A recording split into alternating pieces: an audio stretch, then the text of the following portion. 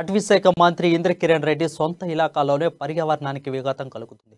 అక్రమ ఇసుక దందా 3 పువ్వుల 6 కాయలుగా సాగుతుంది. పట్టించుకోవాల్సిన అధికార యంత్రాంగం రాజకీయాలకు తలొక్కి జిహురుచు అంటుంది.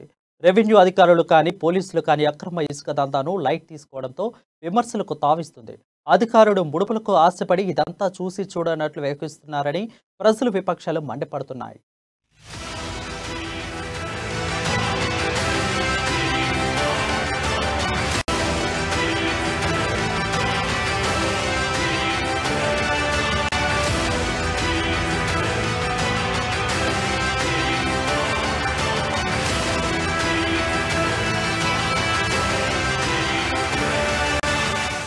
అక్రమ ఇసుక దందాకు తెలంగాణలో స్థానం లేదు. అలాంటి దందా ఎక్కడ జరిగినా తగిన చర్యలు తీసుకుంటామని ప్రభుత్వం ఎంత ఓదరగొట్టినా క్షేత్రస్థాయిలో మాత్రం అలాంటి పరిస్థితి లేదు. దర్జాగా అక్రమ ఇసుక దందా జరుగుతోంది. నిర్మల్ జిల్లా ఖానాపూర్ మండలంలో సోమారిపేట గ్రామం ఉంది. మారుమూల అటవీ ప్రాంతమైన ఈ గ్రామం గురించి బయట వాళ్లకు అంతగా తెలియదు. ఇదే అక్రమార్కులకు ప్లస్ పాయింట్ గా మారింది. ఇంతకీ విషయం ఏంటంటే కడం ప్రాజెక్ట్ బ్యాక్ వద్ద ప్రతి సంవత్సరం వరద వచ్చి ఇసుక మేటలు ఏర్పడుతుంది. ఇది సహజ సిద్ధంగా జరిగే ప్రక్రియ. కానీ ఆ ఇసుక వనరులపై అక్రమార్కుల కన్ను పడింది. అంతే, ఓ ముఠా తయారైంది. అధికార పార్టీ నాయకుల అక్రమార్జనకు ఈ ఇసుకే ఆధారంగా మారింది. స్థానిక సర్పంచ్ మొదలుకొని పలువురు అధికార పార్టీ నేతలు ఈ అక్రమ దందాలో భాగమయ్యారు. పైగా దీనికి జిల్లా మంత్రిగా అండదండలు పుష్కలంగా ఉన్నాయన్న వాదన కూడా ఉంది. అందుకే ఈ అక్రమ ఇసుక దందాను పగడ్బందీగా కొనసాగిస్తున్నారన్న ప్రచారం జరుగుతోంది. ఈ అక్రమార్కులు తమ దందా కోసం ఫేక్ పర్మిషన్ సర్టిఫికెట్లు తయారు చేశారు. తద్వారా వేల టన్నుల ఇసుక దర్జాగా ఇక్కడి నుంచి తరలిపోతుంది. అక్రమార్కులకు ఈ దందా కాసుల వర్షం కురిపిస్తోంది.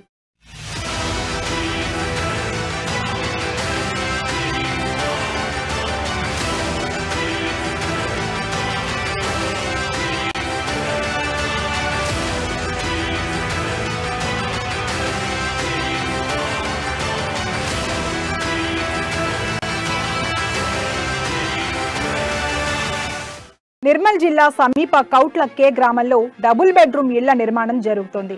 ఈ ఇళ్ల నిర్మాణం కోసం స్థానిక వాగులు, వంకలు, ఇసుక మేటల నుంచి ఇసుకను వాడుకునే అవకాశం ఉంది. దాంతో ఈ డబుల్ బెడ్రూమ్ ఇళ్ల నిర్మాణం పేరుతో అక్రమార్కులు ఫేక్ పర్మిషన్ ను సృష్టించారు. ఆ ఫేక్ పర్మిషన్ ను అడ్డం పెట్టుకుని నిర్మల్, నిజామాబాద్, హైదరాబాద్ కు ఇసుకను తరలిస్తున్నారు. కోట్ల రూపాయలు దండుకుంటున్నారు.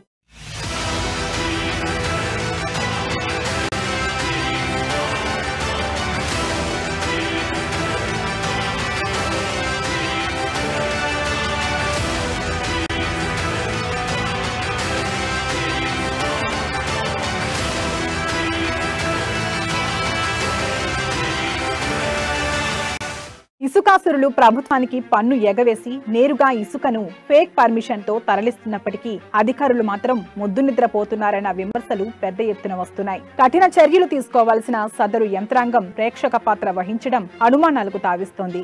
ఈ వ్యవహారంలో పోలీసు, రెవెన్యూ, ఫారెస్ట్ అధికారులకు బాగానే ముడుతున్నాయన్న ఆరోపణలు బలంగా వినిపిస్తున్నాయి. అంతేకాదు కొందరు అధికారులు అక్రమార్కులకు వంత పాడుతున్నారన్న విమర్శలు కూడా ఉన్నాయి. అక్రమార్కులపై చర్యలు తీసుకోవాల్సిన అధికారులు మౌనంగా ఉండడం చూస్తుంటే తెర వెనుక పెద్ద డ్రామానే నడుస్తోందని ప్రతిపక్ష నేతలు, స్థానిక జనం మండిపడుతున్నారు. ఖానాపూర్ మండలంలోని ఎర్రచింతల్ సోమారిపేట గ్రామంలో మరి అక్రమ ఇసుక రవాణా జరుగుతున్నది. మరి దీన్ని అధికారులు గాని, రాజకీయ నాయకులు గాని, స్థానిక సర్పంచ్ గాని ప్రోత్సహించి మరి జరగబోయే తరాలకు కూడా ఇసుక దొరకకుండా చేద్దామని ఆలోచనతో చేస్తున్నారు. దీన్ని సొమ్ము చేసుకుంటున్నారు. Reserve forest, tiger zone forest అందులో కనీసం ఒక మేకలు మేపుకునేందుకు కూడా పోయే అధికారం లేకుండా చేసిన ఈ అటవీ అధికారులు ఇవాళ మరి స్వేచ్ఛగా వేల టన్నుల ఇసుకను పెద్ద పెద్ద లారీలతోటి మరి అక్రమ రవాణా అనేది చేస్తున్నారు. ఇది మరి ఎంతవరకు కరెక్ట్? మరి వీళ్ళకి ఎవరు పర్మిషన్ ఇచ్చారు? స్థానిక ఎంఆర్ఓ గారు పర్మిషన్ ఇచ్చారా, లేకపోతే జిల్లా కలెక్టర్ గారు ఇచ్చారా, లేకపోతే స్థానిక ఎమ్మెల్యే గారు ఇచ్చారా? ఎందుకంటే రేపు జరగబోయే భవిష్యత్ తరాలకు కూడా ఇసుక దొరకకుండా చేస్తున్నారు.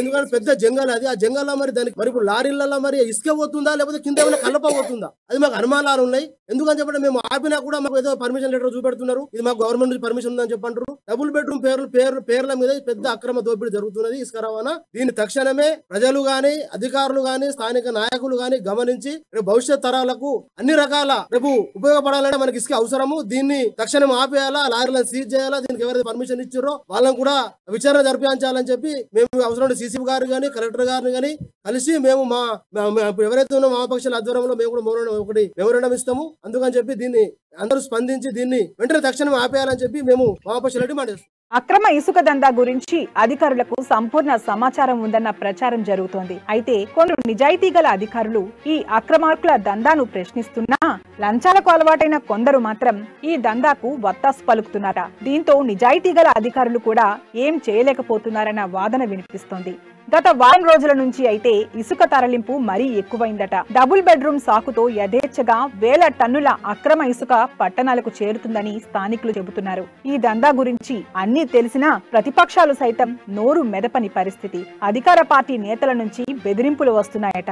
అందుకే వారు కూడా ముందు వెనుక ఆలోచించి అడుగులేస్తున్నారన్న వాదన వినిపిస్తోంది. స్థానికమైనటువంటి ఖానాపూర్ మండలంలో సోమార్పేట గ్రామము, మరి అక్కడ ఉన్నటువంటి పెద్ద వాగులో నుండి గత కొన్ని సంవత్సరాలుగా ఇసుక వ్యాపారం జరుగుతుంది. ఇక్కడ ఉన్నటువంటి స్థానిక ఉన్నటువంటి అధికారులు గాని మరి ఎవరు కూడా దీన్ని ఖండించడం లేదు. ఇది తప్పు అని తెలిసినప్పటికీ కూడా మరి దీని మీద వాళ్ళు సహకరిస్తున్నారు. ఇటువంటి సహకరించేటువంటి పద్ధతిని మానుకోవాలని సిపిఎంఎల్ న్యూ డెమోక్రసీ పార్టీ తరఫున మేము తీవ్రంగా హెచ్చరిస్తున్నాం. కాబట్టి రోడ్లు కట్టడిత నిర్మించేటువంటి రోడ్లను మరి ఫారెస్ట్ అధికారులు అడ్డుకొని మరి కష్టపడి ఎన్నో సంవత్సరాల నుంచి పోడుగొట్టుకున్నటువంటి భూములను కూడా నిరుపేదలైన వాళ్ళని హక్కుపత్రాలు ఉన్నప్పటికీ కూడా ట్రాక్టర్లు పెట్టనీయకుండా సీల్ చేసి అనేక రీతిగా ఇబ్బందులు పెడుతున్నటువంటి పరిస్థితులు ఉంది. ఈ పరిస్థితిలో ఇసుక రవాణా జరుగుతున్నప్పటికీ కూడా అధికారులు దాన్ని చూడనట్టుగా మరి అటు కన్ను వైపు కూడా చూడకుండా మరి పూర్తిగా దానికి ఆ వ్యాపారస్తులకే ఈ యొక్క సమాజాన్ని బలం ఉన్నటువంటి వారికి అప్పగించినట్టు కనబడుతుంది. ఇటువంటి పరిస్థితుల్లో ఇవే కంటిన్యూ కొనసాగుతా రేపు భవిష్యత్తులో వామపక్షాలన్నీ కూడా తీవ్రంగా ఖండించి పెద్ద ఎత్తున ఉద్యమాన్ని చేపట్టబోతున్నాయని తీవ్రంగా హెచ్చరిస్తున్నాం. సోమార్పేట్ గ్రామం ఆ పరిసర ప్రాంతాలలోని గ్రామాల నుంచి వేల టన్నుల ఇసుకను డంపులుగా వేసుకుని పట్టణాలకు ఇసుక లారీలు తరలిపోతున్నాయి. దీనిపై పోలీసు శాఖ మాత్రం తప్పించుకునే ప్రయత్నం చేస్తోందన్న ఆరోపణలున్నాయి. ఈ ఇసుక అక్రమ రవాణా వారి శాఖ పరిధిలోనిది కాదట. అందుకే ఏం చేయలేకపోతున్నామని కొందరు పోలీసులు కవర్ చేసుకుంటున్నట్లు తెలుస్తోంది. ఇక జేసీ రాంబాబు ఈ దందా గురించి రెవెన్యూ అధికారులను ఆరా తీశారట.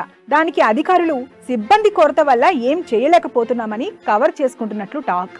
అంతేకాదు ఉన్న కొంతమంది సిబ్బంది డబుల్ బెడ్రూమ్ ఇళ్ల పనుల్లో బిజీగా ఉన్నారట. ఈ అక్రమ ఇసుక రవాణాపై మొత్తంగా అధికార యంత్రాంగం చేతులెత్తేసింది. గట్టిగా ఫిర్యాదు చేస్తే సిబ్బంది కొరత పేరుతో తప్పించుకునే ప్రయత్నం జరుగుతోంది. ఈ దందాకు మంత్రిగా ఆశీస్సులు ఉన్నాయనే విమర్శలు జోరుగా వస్తున్నాయి.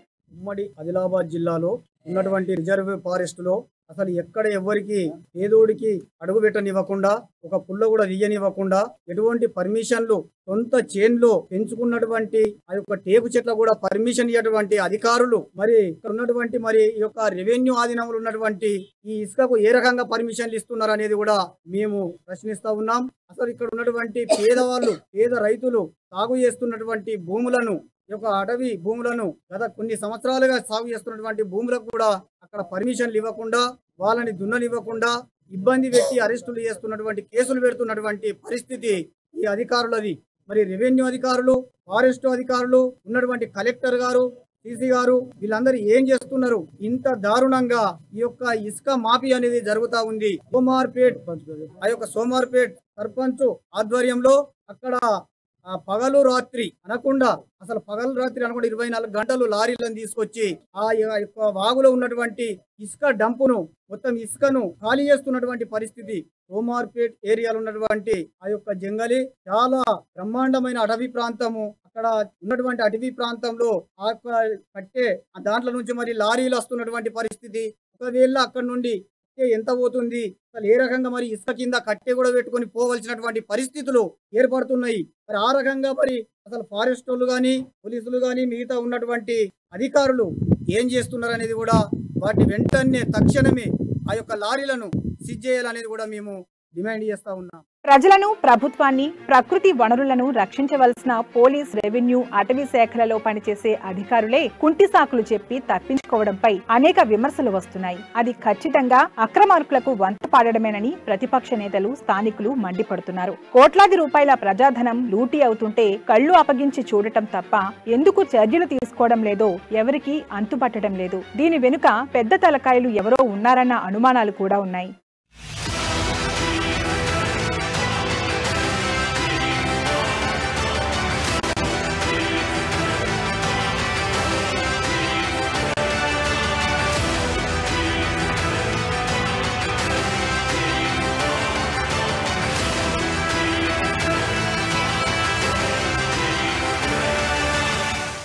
అక్రమ ఇసుక దందా ఇలాగే జరిగితే భవిష్యత్తులో చూడటానికి ఇసుకే కనిపించదని ప్రతిపక్షాలు, స్థానికులు ఆవేదన వ్యక్తం చేస్తున్నారు. ప్రకృతికి కేర్ ఆఫ్ అయిన ఉమ్మడి ఆదిలాబాద్ జిల్లాలో ఈ అక్రమ దందాలు ఏంటని ఆగ్రహం వ్యక్తం చేస్తున్నారు. ఇప్పటికైనా సదరు అధికార యంత్రాంగం కఠిన చర్యలు తీసుకోవాలని డిమాండ్ చేస్తున్నారు. లేని పక్షంలో పోరును మరింత ఉధృతం చేస్తామని హెచ్చరిస్తున్నారు. మరి ఇప్పటికైనా అక్రమ ఇసుక దందాకు అడ్డుకట్ట పడుతుందా లేదా అన్నది చూడాలి.